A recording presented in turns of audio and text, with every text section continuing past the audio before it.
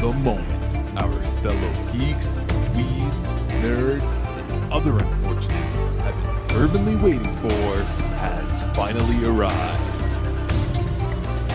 It's time for TMI, Confessionals of the Nerd Kind. And now, your hosts, Jeff Nerfherder Chandler, Jim Kaiju Baker, and Christina Yojimbo Henry.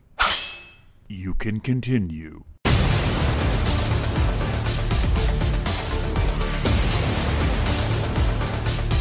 And now, let's get on with the show.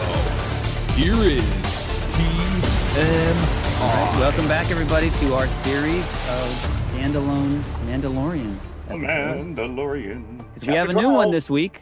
The Siege. The Siege. I feel besieged. I like that we're starting to get little nuggets of information, at least. Yes, and a laying the little bit groundwork. of insight as to why the remaining Empire is interested in the child. I mean, you knew that he would never be able to go straight to Ahsoka with the No, conviction right. it was in. We had That to was stop wishful somewhere. thinking that Yes. after Ahsoka was mentioned last week that we would have probably 3 more adventures before we actually get there. And he's got to do another favor for somebody else. Yep. There's yeah, always a this guy- favor. Again, I don't know. Always But an for- IOU. For 2 people who are already doing him a favor by getting a ship fixed. So, Yeah. I mean, Again, questionable tactics there. And again, he leaves Baby Yoda. He does not go out of my sight. Okay. Yeah. In this case, he can. Where he Then goes, he I says go. that every Now he single goes week. there. Yeah. Yeah. I do like the previously on introductions, the intros, because they did bring in some character like the blue alien guy from the first episode mhm. of season 1. They brought him back because obviously we're going back to Navarro. So here we go with Cara Dune and Grief Karga. And this is Carl Weathers' directorial debut. And on I the will show. say he did a damn good job. I don't really know at the end of the day how much say he had. Listen, you slap director title on there, but I did like the fact that he grew a Jim-like beard. So, I know my son also appreciated Carl Weathers' beard. only 32 minutes. We were in and out. And there's some extreme Baby Yoda cuteness in this one. He pulled a Groot right off the bat. hmm Straight out of the James Gunn playbook. He tries to put the kid in like this tiny crawl space to fix something, and he's saying, "No, the red wire, the Take red the red wire. Put wire." it where the blue wire was." Yeah. And it didn't end well. I was know, cute. little Baby Yoda got a shock. I feel Listen, I feel his pain whenever he's in danger. It's like it feels like I'm in danger, that I'm in pain when you do sometimes that I to think Baby this kid Yoda. deserves it. Listen. He deserves nothing. He deserves nothing but Mando's Love and love. affection. What he needs actually is like a better mom. parent. A mom. He doesn't need a mom necessarily. He just needs a more responsible parent. Yeah, you know? I'm amazed that this Like, kid's still alive. you don't actually, put a toddler in like a crawl space where there are Yeah, live whatever wires. you do, don't put those wires. Don't touch them. Don't touch them together. Mm. And Oh, so, yeah. as we were saying, because of this, Mando has to make a stop at Navarro to get his Razor Crest fixed once again. I like to and- see it all falling apart. That's the way it should look. Like shaken and bacon and everything. Yeah, baby. No hyperspace. Yeah. and- Yeah. So as we were discussing last week, he's on his way to Corvus, but Navarro is on the way because he's backtracking all over the place. Every single week, he's going somewhere where he's been before. He runs into Cara and Grief. Cara is kind of like the new marshal in town. So Yeah, he actually calls her the marshal. I Yeah. like it. So Grief is like the mayor and Cara is his sheriff. So they've cleaned up on Navarro, and there's only one thing that's still nagging at Grief and Cara, is that they're still on the other side of the planet. There's an Imperial outpost that has a lot of weaponry, apparently, and it's the only thing that the Empire is still holding on Navarro. And they ask Mando in return for fixing his ship to help them take this out. This can't be a very big planet. I don't think any of them are, really. No, apparently not. No, because people like zip right around. Yeah. You Yeah. know, Yeah. like they get back to town like Right. very, very quickly from the supposed. At least this had varying landscape terrain We weren't just on a rock planet. Yes, this is per true. se. This is true. And as Jeff said, we get the blue guy from season 1, Mithril, Mithril. which sounds like one of those pills that you see the You're 2-minute right. commercial for. What are the side effects? You What- take Mithril. So now explain this to me. When they were telling Mando about this outpost that they were going to take out, did they think it was unmanned, or they seemed unprepared? That seemed like what they thought. They said it was abandoned. Yeah, because they said that's where Gideon's troops came from at the end of season 1, but it was under the impression that it was not manned, that it was abandoned. But then why did they need to clean it up if there was nobody there? Because they didn't want to take a chance, I guess, that they'd be able to use it as a starting point to, Yeah, right. because there was Right. still equipment there and all this kind of stuff. Right. Because when they go into that base, Mando kills 4 stormtroopers right off the bat, Yeah. and he's like, "Oh, there's nobody here, huh?" Yeah. He says sort of very sarcastically, and he has to leave Baby Yoda behind in a classroom. This was questionable because He'll be safe here with other kids, and the only authority figure is like a The C-3PO robot. model. no, of- he'll of be the selling t-shirt, death yeah. sticks in the boys' bathroom within an hour. Yoda. But he stole the kids' blue macaroons. And how can you say no to Baby Yoda? He did. Sorry. It seemed like he just wanted one. I mean, the kid had a whole sleeve of cookies. Hey. For all we know, this is like a delicacy. It was his birthday. His mom got him those off planet. There's only 4. He's savoring he them. says this no new in a kid in way- the class comes along. He's like, dude, give me your cookie. But he says no in a way that's really jerkish, because he pauses as if he's going to say yes. He's considering it, and then no. Yeah. No. Like, can't you see those big eyes, those big ears, that little hand reaching out towards you? Don't you want to give him a cookie? I don't know if maybe it doesn't work on everybody. Maybe some people don't see But it. maybe this kid knows, okay, one cookie is not going to Yeah, end. Yeah, it's you not ever going make to that end book? at You get a one. mouse a cookie. So Doesn't then, matter because he got him anyways. That's right. He uses the Force to steal the cookie. He has not used Listen. the Force once yet this season. If we had access to the Force, that's exactly what we'd be doing.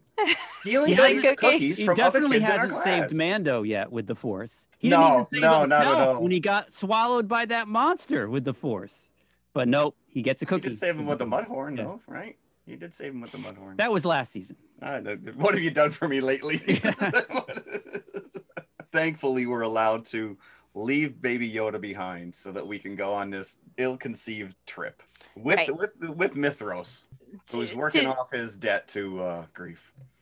And it seems like they need him to drive the speeder, and all I could think was anybody could drive the speeder. Right, Yeah. yeah. And why did they have to wait for Mando to show up to go take this thing out if they thought it was abandoned? I have no idea. It's just it's another excuse to get them to do some silly thing and get themselves into a situation. And then they get there, and of course, it's not abandoned. And not only is it not abandoned, this is the base where they've been doing some very freaky experiments using the blood that they drew from the child. So this is last where we season. get some little exposition from what was that guy, Dr. Pershing? He was right. the guy He's the who one. was- He was the one who was right. Who had Baby Yoda Mhm. and had let the Mandalorian take him last season. So they're creating these beings in this laboratory that's in this outpost that looked very Snokish to me. Yeah, that's where I'm kind of leaning toward as well. If they're trying to bridge the gap between the sequel trilogy and Snoke and the Emperor's Return with clones and whatever, then I think they're laying the groundwork here. He even calls them the M count. You see in the little video holo Right. feed, he refers to the child's M count, which can only be midichlorians, which we thought we would never hear, and thankfully he did hyphenate it to just an M, because just the word midichlorians is enough to send some Star Wars fans into an uproar that somehow the Force is quantitative. They're extracting his blood, and they are either trying to create these Force-sensitive dark troopers, which have existed in extended universe, and it looks like that's exactly what they're trying to do. Yeah. Dark troopers were in the Dark Force video game. Were they cyborgs? No, the Dark Empire. I'm sorry. I'm taking this back. There's two references to Dark Troopers. One is in the Dark Horse comic, Dark Empire. There's a lot of dark stuff going on right now. And they were Force-sensitive Imperial commandos. But then you also have Dark Troopers in a video game called Dark Forces, and they were cyborgs. So there could be some mishmash in between that they're trying to establish or trying to create. And it looks like Gideon had a pseudo Darth Vader armor. Yeah, he did have a very Darth Vader-esque armor. And I love they just happened to have like some dry ice laying around, so that he had a nice little mist at his feet. So this means the characters get the reveal that he's still alive, that Gideon is still alive, yes, this which is the they first were time not we've seen aware him. of. Yeah, This is we the first were time as we've viewers. seen him. We knew that he was still Yep. alive, but they weren't sure of that themselves. Mando was convinced he was dead. Yeah, at first I thought that was Abe Sapien in the tank, but apparently that was not. Yeah, I mean, they look pretty like hideously mutated, and like there's two scientists, workers, I don't know what, in there like on a computer, and they're trying to save the information, but then when As soon as they Mando break through, and he's like, everybody "Yep, comes in, they're like, destroy it. destroy Like it." they're trying to like blow up the computer so there'll be no evidence of what they're doing. So yeah, it's kind of nice, like if they can start to use this to fill in some of those narrative gaps. We talked about some of the narrative gaps between like Clone Wars and Rebels and this show. So it would be nice if they can start like filling in the holes if you're the kind of person who is a completist and sort of follows everything across all of the various platforms. Yeah. And it's funny because Jim did mention, was it Corvus that we're supposed to be meeting Ahsoka? Mm-hmm. Yes. All right. I missed this last week, and I was schooled by one of my friends at work who tells me that is a planet that exists in one of the video games, and that is like a Jedi sanctuary. Yeah, if you don't play the video games, I do feel like you miss some stuff, because the whole thing with these troopers that he's got, I guess really they've been used the most in the video games, and I don't play video games. No, I know of them just from the graphics, from the trading cards and some of the other stuff. But once again, we talk about just how deep these guys are digging into the well of Star Wars lore, and it's kind of pulling all this stuff together. So I like the siege. I like the attack on this base.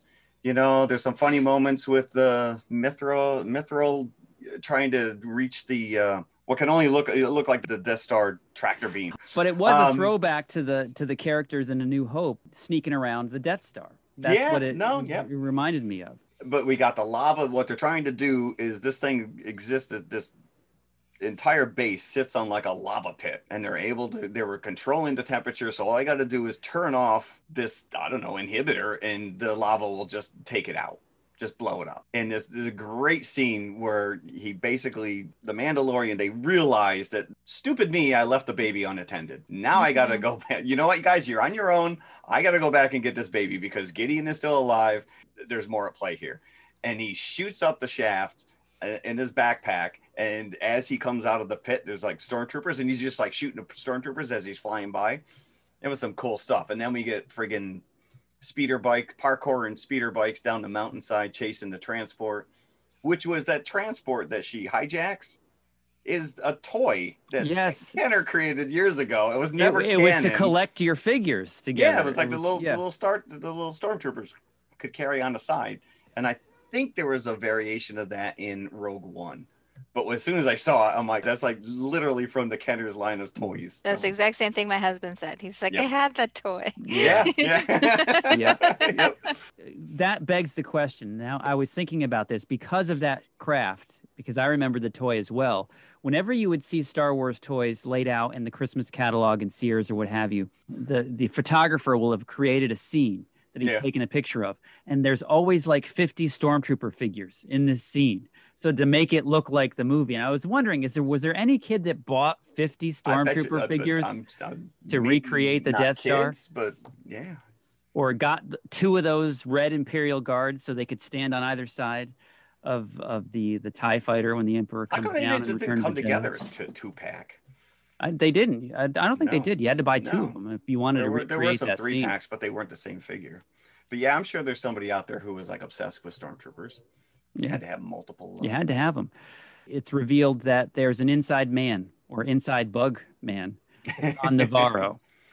that reports to Gideon that the child is with Mando. Now, why doesn't he just get the child? Because you see him pretty Right. early on. He sees. Yeah, you yeah. I know, mean, the it's ship. Yeah. telegraphed that he's keeping an eye on Mando when he comes down. Right. He's the one who was asked to fix the ship. Right. Yeah. So, we put a tracking beacon in it. Saw that in a Yep. movie called Star Wars. We'll just follow them back to their base. But I did not get the child, which is just around the corner. Right, correct. The school. child who's in a classroom. Well, I mean, to be fair, I'm his probably, uncle. I've come to pick him up. probably he didn't know, right? Because you assume the child stays with Mando. So unless you're following him throughout, which is not because he's busy putting the tracking beacon on the ship. Right, Yeah. right. He probably just doesn't know that the child is, sitting in a classroom stealing cookies. Yeah. And then later at the end, you see him, he's still got the sleeve of cookies in his little seat.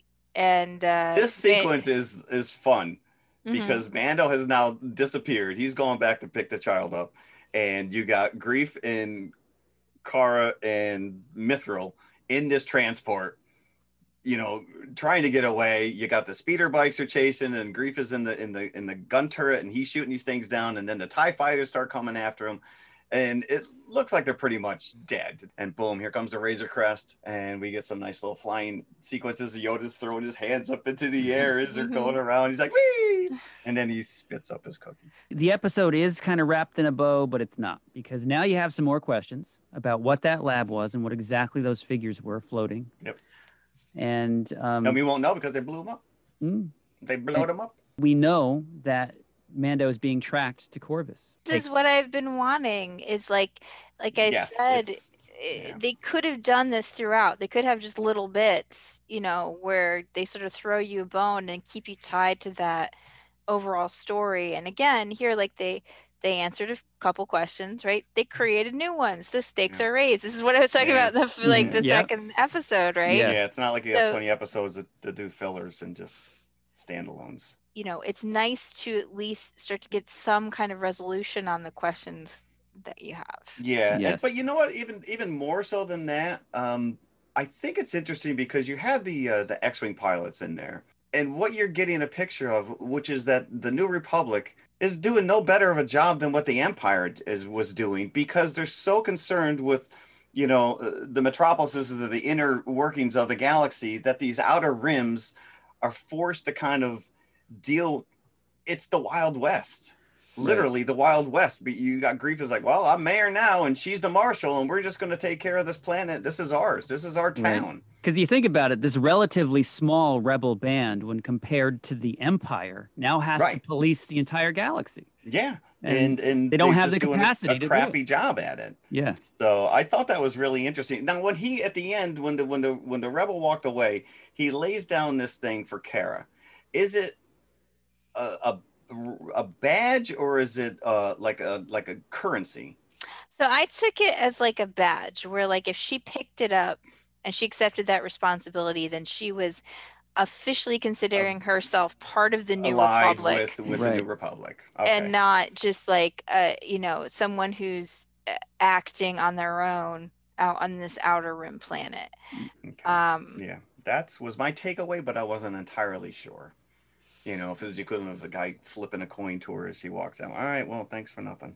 Now, I think we'd be remiss if we don't mention this, but there's been a lot of controversy around the character of Cara Dune and Gina Carano, who plays her. Actually, the bottom of my note, do we talk about hashtag fire Gina Carano? I don't know if we should talk about this. Because, I think it's important because it is, because it's getting a lot of should it color the way that you watch a show? I mean, this is something I just don't want to know. So that's a huge controversy that's brewing. We'll see if anything comes of it. Is this going to mean that the character won't be on the show going into next season? Yeah, and that would be a big loss, I think, because it is a great character. Yes. It would be very unfortunate, but if it becomes controversial enough, then it becomes a liability. Yes, correct. To the show. So the bigger controversy beyond this is the t-shirt shirt guy. Oh, which I didn't even see him. I didn't see him either, but I guess there's screen grabs. You can see him. I was invested in just watching the show. So, and I forgot all what about is this? I don't know. What Okay, this is. apparently- there was a gaffe. Yeah, Somebody, just like Oh. they equate it to the Starbucks coffee cup in Game of Thrones. Okay. There's an extra, or probably it's not even an extra. He's a staff member who is off on the left-hand side during the end sequence, and you see him, and he's wearing t-shirts and a shorts, and he's become like the latest meme. He was caught on. They didn't crop him out. They didn't retouch him out, and he's there. I don't know how you even would have caught him. Like in the screen grab that I saw, like Grief Karga, Cara Dune, and Mando are in the Right. foreground. Like Yeah. they're firing. Like it was probably in the middle of an action It's just sequence. like a little sliver. Yeah, but apparently it was I don't missed. understand. Like, do people step by step their video? It could be. like, Listen, some of these people, because they're looking for this. There's so many little Easter eggs hidden in this stuff. I'm sure there are people who go frame by frame through this. So the one other thing that I read, but I didn't see it. I guess there was an IG-11 statue in town. Oh, I didn't even notice. I didn't I didn't that. notice it Yeah, either, but yeah. apparently that was the case. That would be nice if that was true. That would be nice. All right. So I think our consensus is that the show is well on its way speeding along to a conclusion here. Yeah. A satisfying, hopefully, conclusion. Yeah, I did get The yet season. another Spaceballs call out when the Gideon ship comes flying overhead. I know that they were going for the homage to the Star Destroyer, but at this point you can't take away the Spaceballs reference. For better Yeah. or worse, right? For better Yeah. or for worse, that's right.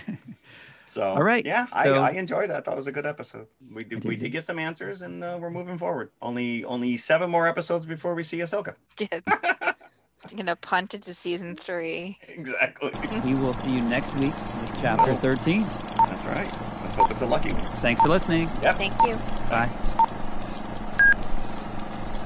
Hello, everybody. If you liked the podcast you just heard, then please follow TMI on all of our social media outlets. First and foremost, email us at tmipodcast2018@gmail.com. That is tmipodcast2018@gmail.com. And you can follow us on Twitter at TMI_podcast2018. Stop over, say hi, give us a compliment. We'd love to hear from you. Awesome. Make sure you follow us on Instagram as well, which is also TMI_podcast2018. And of course, we are on Facebook, facebook.com/TMI Podcast 2018.